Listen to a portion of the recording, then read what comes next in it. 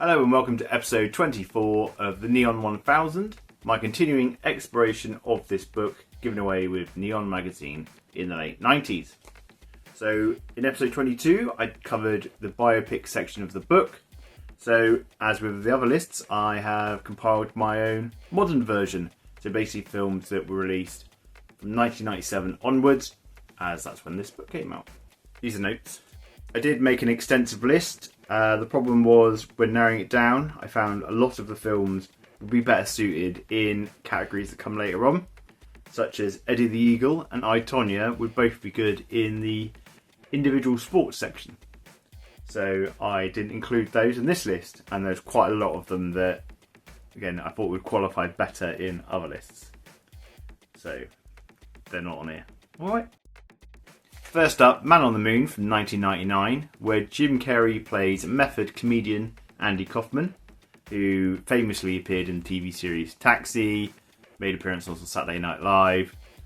He also had this bit where he would challenge women to wrestling matches, his very misogynistic character at that point. He also had an alter ego called Tony Clifton, who was like a lounge singer. And he never broke character. In 2017, there was a behind-the-scenes documentary called Andy and Me, The Great Beyond, which basically showed Jim Carrey being in character through the whole production. So when he was portraying Andy Kaufman, he stayed in character, and when he was playing Kaufman's alter ego Tony Clifton, he would also stay in character as Tony Clifton, much to the annoyance of everybody around him.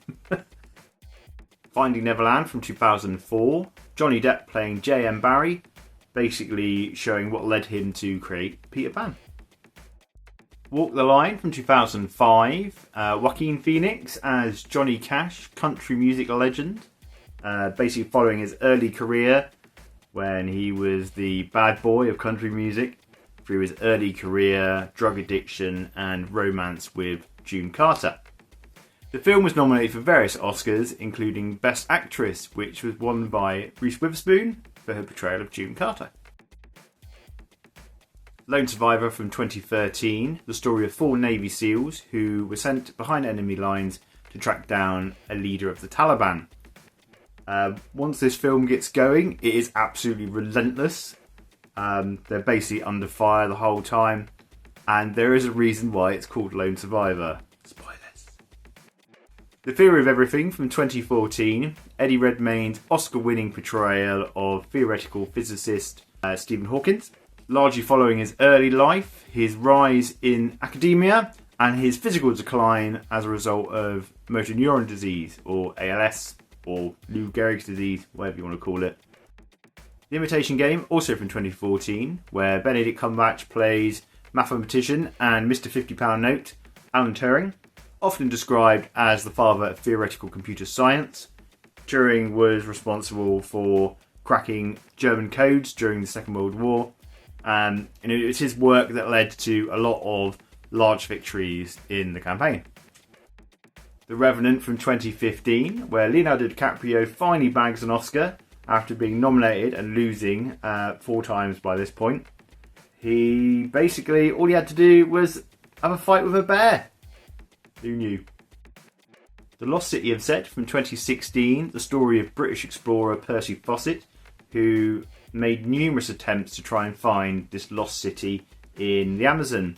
It is pronounced Zed and not Z, despite all the promotion in America pronouncing it as Z.